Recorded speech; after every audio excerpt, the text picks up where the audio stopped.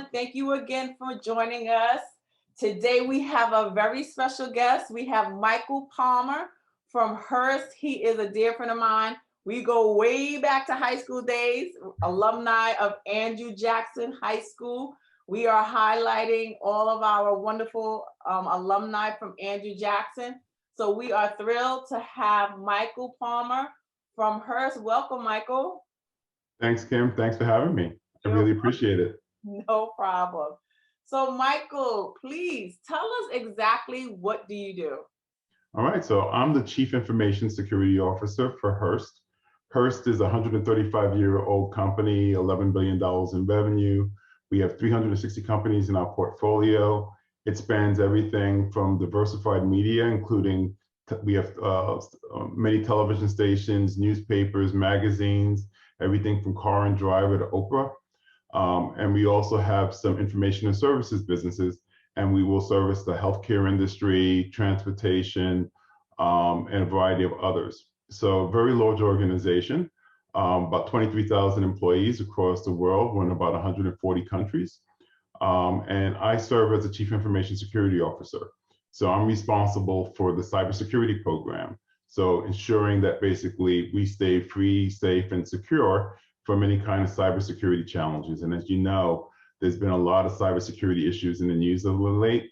So that's what I really focused on, working with the businesses to ensure that we have all the right cybersecurity strategies in place. Wow. So when you say cybersecurity, so when we hear of people getting hacked, like companies getting hacked or your credit card getting hacked, is that something you're responsible for? Yes, yes. And we have very large financial organizations. Fitch is the worldwide leader in financial bond rating, and then we have businesses that process millions of credit card transactions a day.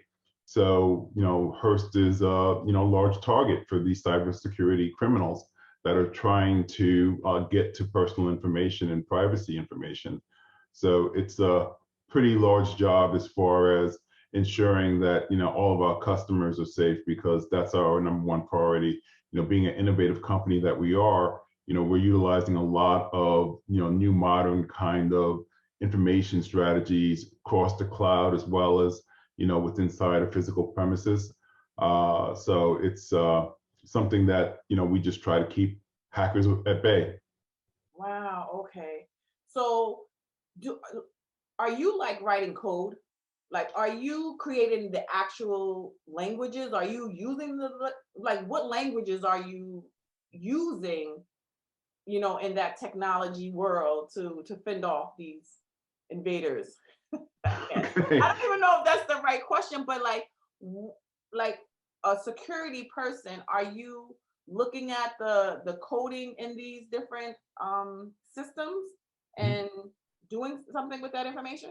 So I would say that's part of it. So, my role is really to ensure that we have the right program in place across all of our businesses. So that would include programming. I mean, we do have a lot of programmers and developers that are developing content for magazines, that are developing applications for various different front-end websites, applications that control our bond rating systems. So my team will work with those developers in ensuring that we're doing security reviews against the applications. We'll do penetration tests where we'll try to pretend we're a bad actor or a hacker and try to break into the networks and try to discover these flaws and fix them before the bad actors can. So some of it does involve coding. Some of it involves looking through computer systems. Some of it involves, looking at the way how we process information and how people are handling sensitive information and providing them the right guidance. Wow, that sounds like a really serious and important job. So, Michael, tell us, how did you get into this? Like, when you were a kid in high school, is this something that you said, hey, you know what, I want to go into IT? Like, this is what I'm really interested in.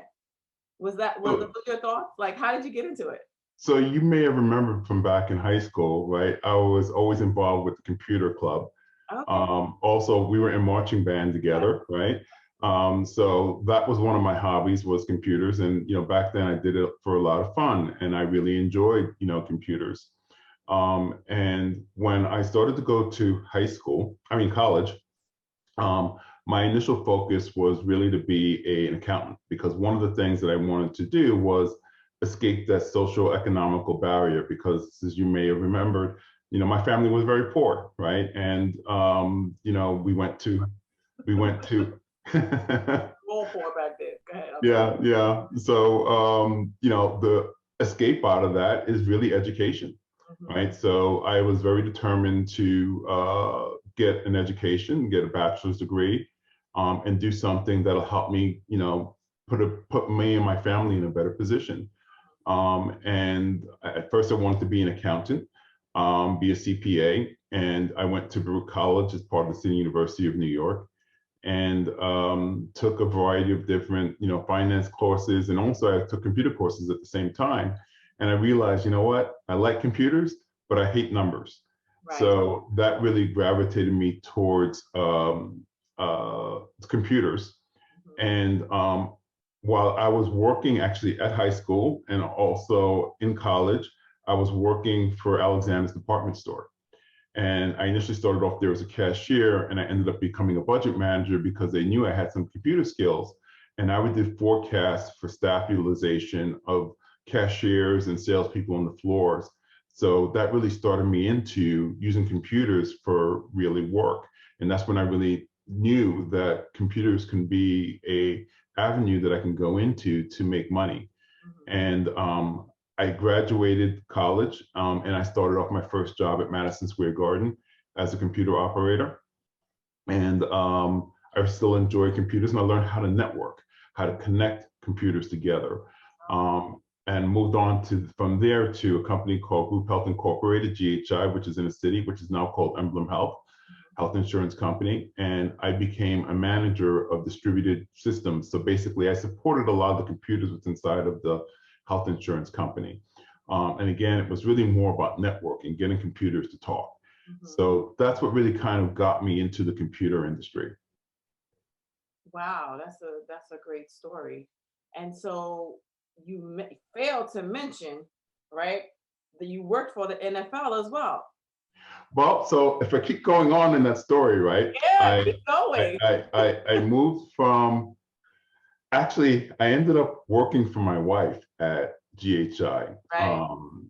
And actually at Madison Square Garden, she brought me to GHI. When we got married, I decided that I needed to leave GHI so that we weren't working in the same company, because you want that diversity from not only a personal standpoint, but also from a financial standpoint, in case something happens to the company. So I went to a company called Ascom Timeplex, and they were really into manufacturing of telecommunications equipment. So I learned a lot about telecommunications, phone systems, phone lines, and again, how to make computers now talk over greater distances versus it being within the same building. I worked there for about a year, and then I went to a company called Dreyfus, which is part of BNY Mellon Bank today, the mutual fund company. And I spent about a year there working on their trading floor, getting their computer systems to work. And then shortly after that, I ended up going to the NFL, the National Football League, as a network manager. So again, it was about getting computers to talk to one another. I worked there for a total of 22 years. But about 10 years ago, I made a business proposition management about creating a security team, because at the time, I was managing not only the networking, but also some of the security functionality. So I was managing Wi-Fi, networking, phone systems, video conferencing systems. And what I noticed is that with the security, I had the firewalls, but there was no one holistically looking at security. And this was before many of the bigger breaches, like what happened with Target or TJ Maxx. So the NFL thought it was a really good idea, and they let me lead a program to create a security function. Fast forward that about maybe 8 years later, we became the biggest cybersecurity program within the sports leagues and became the model for all of the sports leagues. So I spent about 22 years total at the NFL. Went to about maybe 20 or so different Super Bowls, which was really fun. Getting involved into there. And then about 2.5 years ago, I made the decision of leaving the NFL and going to Hearst, which again, I really wanted to be in a bigger organization that was more internationally focused. With again being in 140 countries plus countries, and going into countries that are speaking 40 different languages, it was a really great opportunity for me. Yeah, Michael, I think your story is so great because it just shows how, you went from all types of industries. Technology, no matter what industry you're in, it's needed everywhere. Mhm. And so, for that young person who may think, well, I want to go into, the sports, I want to go into the NFL. Okay, NFL doesn't mean you just have to run on the field and play football, right? You can actually lead a team at, in the technology department and be sitting right at that Super Bowl with everybody else. That is an amazing story. So, Yeah, and, Michael, and actually by doing that, I got to meet a lot of great famous people yeah, because you know what? They all need their computers fixed too. right, right. So Right? you got So, your side hustle on the, meeting all these people and helping them. mhm. That's incredible, Michael. Yeah, So, I was telling you one person that I met, which was really kind of off the wall, was Spike Lee. We ended yes, up sitting next to each other and, just started talking. So, that was a really good kind of indication. So, definitely being open and honest as well as building relationships. When you go into an organization, what helps you succeed is not going in and sitting at your desk 9 to 5. You really want to make sure that you're building networks, that you're networking with people, you're saying hello, you're letting them know what you're interested in, and that'll also help you for when you're looking, because the way how people are getting jobs today is not about what they know, it's about who they know, right? So relationships matter, yes, and building connections matter. So always think about that too, is that when you're in a position, you really need to talk to people. You really need to build a relationship and share what your career path is and understand what their career path is. So this way it's a give and take kind of a relationship, and that's where you're building. yeah, I definitely agree with that, Michael. So, Michael, tell me, what do you love about your industry? What do you love about it? Every day is a different day.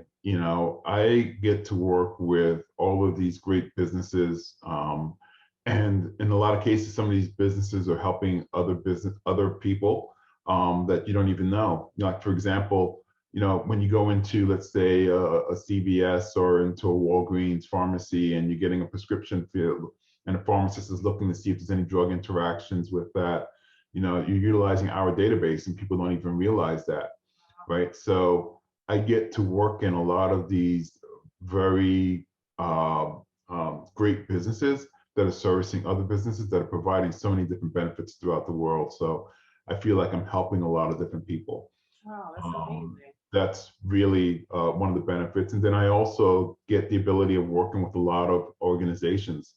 So working with schools, working with RIT, or working with Brewer College, or Grambling State University on their computer security advisory boards, using my knowledge to help other students get to learn more about cybersecurity, and allows them to get the skills they need in order to be successful in life. Is just something that I love too, is as far as being able to serve. Okay, excellent. So in this, we see how broad this specific industry is, this field is. So talking about lifestyle right now, being able to take care of yourself, your family, we we in New York, rent is ridiculously high, and food and gas is high. Are you able to live the lifestyle you want to live in this particular industry? Yeah, so I'll start off back again when we were in high school. I was raised by a single parent. My mother immigrated from Jamaica just shortly before I was born. I was born here in the United States, but she struggled all through her life raising 3 kids on her own. Single parent, on welfare, Section 8 housing. It was kind of a bad financial situation, but we grew up in a house with a lot of love, so that really helped. And that's always been a really goal of mine, is to make sure that I'm able to push past that and provide for my family.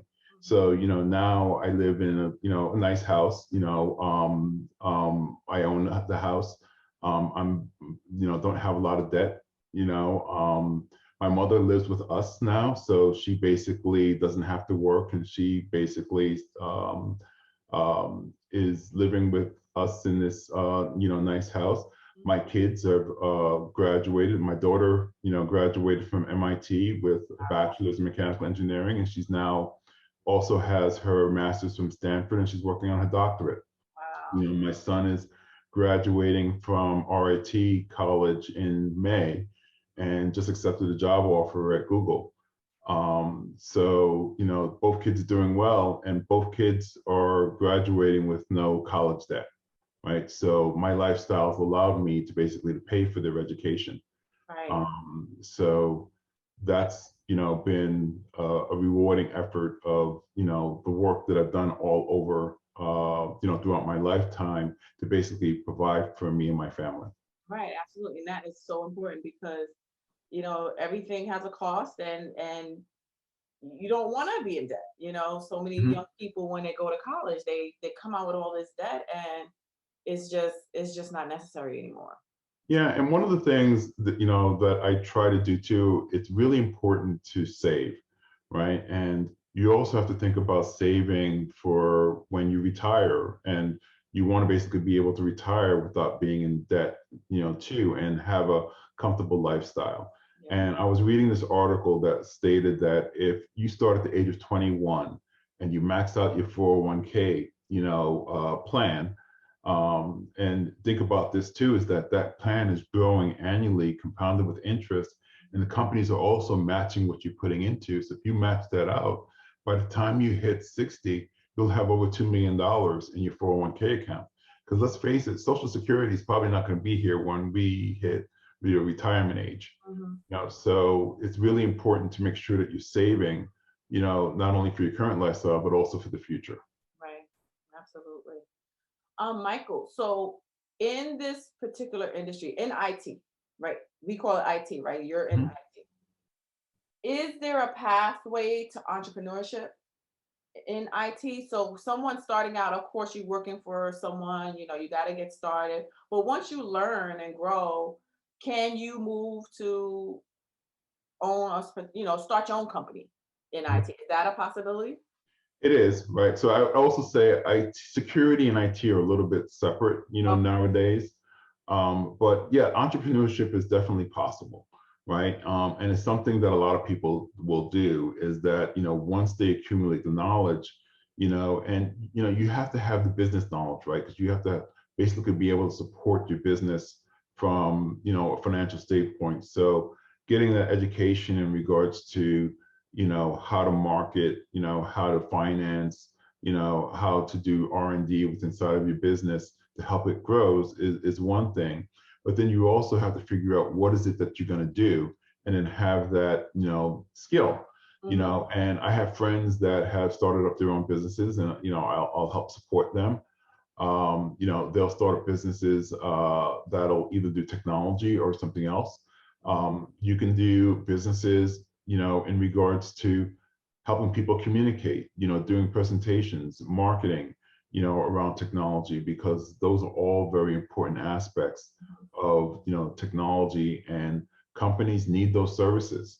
So when you try to figure out and you find some sort of niche, and you can market and grow that niche to provide a service that companies are going to also want, then you can basically grow your business. So there are a lot of organizations out there too that help you with forming and starting your business. And then also there's a lot of opportunities too for minority business owners. And that's actually something that I focus on with Hearst. Is, I'm one of the executive sponsors for the Hearst Supplier Diversity Program. So one of the things that we do is we want to ensure that when we're procuring services and goods, and we want to procure goods and services for people that represent our community, our customer base. So we will put a lot of prioritization effort on ensuring that we're giving business to women-owned businesses or minority-owned businesses or LGBTQ, veteran-owned businesses, and so forth and so on. So we really support, those type of owners, but, also going back to breaking that social economical scale, being a business owner is definitely a great way of how to do that. Wow, that's great advice. So Michael, what advice would you give to someone who wants, sitting in high school, a young person in high school right now who said, I want to go into this industry, I want to go into IT or into the securities. What advice would you give them? So the first thing I would say is come up with a plan in regards to what do you want to do? What do you want to do in your first 5 years, 10 years, even think it out to like 15 years, as far as where you want to be in life, and write that down as a plan, right? And then think about all the things that you're going to basically be able to do to hit each of those milestones. So you're going to have to, let's say, for example, if you want to be a CFO in a company, right? You probably have to have your CPA first, right? You probably have to do some work in accounts receivable, accounts payable, becoming a director of financial operations, and these are things that are probably going to take 2 years apiece, right? So that's your kind of your 5-10 year plan, right? So once you kind of identify those and what the educational requirements, as well as the practical experiences that you would need, that's how you start to do it step by step, and you grow. And since you're writing it down, you can keep yourself accountable. I would say the thing too that you need is you really need mentors. You need mentors and sponsors, right? So a mentor is someone that you could look up to get advice from, to kind of help you grow, and they can help you with learning how to do something. A sponsor is someone who's going to help you by recommending you to somebody else to push you forward. So for example, if you're starting a business and you're trying to get into another company, you may need to have someone sponsor you by making that recommendation to, let's say, a procurer in that business to bring you in, right? So again, that's where the relationship building kind of comes in. So you need to network. You need to network with mentors. You need to network with sponsors, network with other businesses, and really just make those connections. And there's some books that I really recommend, and I think I've provided that to you, and you're going to put it in later on in this discussion. Yeah, tell us right? So there's a book there on how to build relationships with people, right? And the book is called Never Eat Alone. So the thing is, when you go and you work in let's say in a job, you should never eat alone at your desk, right? You should always go to lunch with somebody, go to dinner with someone, or breakfast, or smoke breaks, or coffee breaks. Get to know people and build that network. LinkedIn is a really great resource because you can build your network there. And you never know, when you want to apply for a job someplace else, you look to see, well, who do I know there? And, maybe I can reach out to them and they can tell me about the hiring manager and what they're like, and maybe some of the questions that they may ask. So this way it helps you prepare for that interview. So building your network is a really great option. Another thing is about branding yourself, right? And there's a book there called How to Blow Your Own Horn Without Tooting It. That's a really great book, because I think that one of the things that we all learn as minorities is not to talk about yourself. Yes. Kind of keep yourself under the radar. Right. And that's absolutely the wrong thing to do, yes. Right? If you're not going to market yourself, and if you're not going to talk well about yourself, who is, right? And the thing is that you want to plant those seeds. When you build that relationship with people, you want to start planning with them what you want to do, and what your capabilities and your skills are, providing them with some examples of what you've done well. So that this way, when they're talking to other people and they may have something that matches up with what your skills are, they may then recommend you, right? So the book, Brag, How to Blow Your Horn Without Tooting It, I might get that reversed, but you'll show that. Shows you how to do that. Also shows you how to do interviews. And how to create and talk about yourself. So those are some of the advice pieces that I kind of give, between that and then also learning how to read people's body language with another book that I have there. And then another book I have there called Empowering Yourself, right? Which kind of talks about, how do you climb that corporate ladder, and talk about corporate America as a game, and talks about relationships and people and how to get ahead, how to get promoted. Those are all really great life lessons that get incorporated into that book. But there's a lot of little bits and pieces out of all of those books that can really help you with getting ahead in life. So self-improvement is something that's really important, and keep learning as you're going. So once you graduate high school or college, the learning never stops. Right. Yeah, no, I think that's absolutely great advice and so true. And so Michael, I know you've had a very successful career, and I want to know what's next for you. Like, has it plateaued? Like you're good, or you're still climbing? I think I'm still climbing, right? Really? So Wow. yeah, Because you yeah, love a challenge. I know you love a challenge. yeah. I don't think that you should ever stop in life. You never know where life is going to take you, right? So I would say also, as much as I said about planning out, some of these things were natural organic growth and things that I just ended up doing along the line, right? So I still kind of see that I'm still learning and growing. I would love to do some more board work.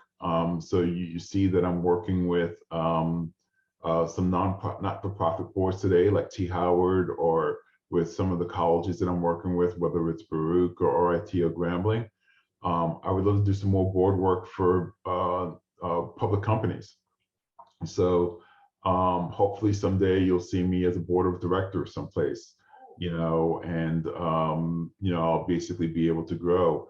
I still like giving back to the community, so I still work with a lot of the schools and everything else of that nature. So I may decide to teach. I don't know. Maybe I'll take a page out of your book. Oh, all right now. No, that's great. We can always use great teachers. You know that. So, especially I know in the IT, in the technology world, it's new. It's all new, and it's continuously changing. So the problems that the schools have is staying current.